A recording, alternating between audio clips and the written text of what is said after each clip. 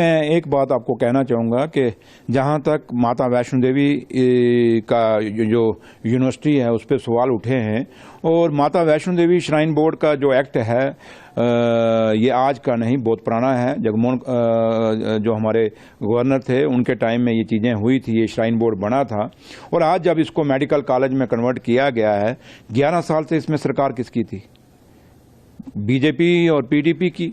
फिर 6 साल LG government भी रही, और जिस एलजी गवर्नमेंट में रही उसमें बीजेपी के खुद लोग कहते थे कि हमारे जो एलजी आता है हमारा बीजेपी के आता है, वो लोगों ने विश्वास भी किया। इसका मतलब 11 साल बीजेपी की सरकार हो गई। तो भैया अगर एक्ट में आप कहते हो कि उमर अब्दुल्ला ने गलत किया है, तो 11 साल आपके पास थोड़े थे, आपने एक्ट में अमेंडमेंट कर लेनी थी। किसने रोका था? आप करें ना। लेकिन एक बात मैं कहूँगा, जो बच्चे आए हैं वो बच्चे नॉमिनेशन पे नहीं आए हैं, वो बच्चे थ्रू सिलेक्शन आए हैं, एक कॉम्पिटिटिव एग्जाम दे के आए हैं, मेरिट के बेस पे आए हैं, नीट के क्वालिफाई करके वो बच्चे आए हैं। उन पे किसी ने एहसान नहीं किया। लेकिन चलो, ये जो बीजेपी वाले कहते हैं हमने बात मान ली, लेकिन एक सवाल मैं इनसे पूछता हूँ, जब ये बापू महात्मा गांधी का देश है, जिसने उस जमाने में कहा था कि मुझे अगर भाईचारे की कोई किरण नजर आती है तो वो जम्मू कश्मीर से आती है।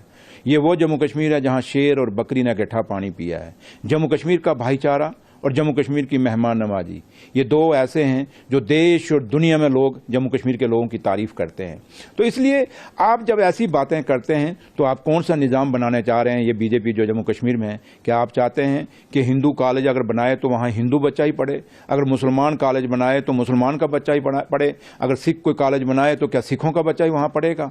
ये कौन सा आप निज़ाम लाना चाहते हैं जम्मू कश्मीर के अंदर? कौन सा जम्मू कश्मीर आप बनाना चाहते हैं?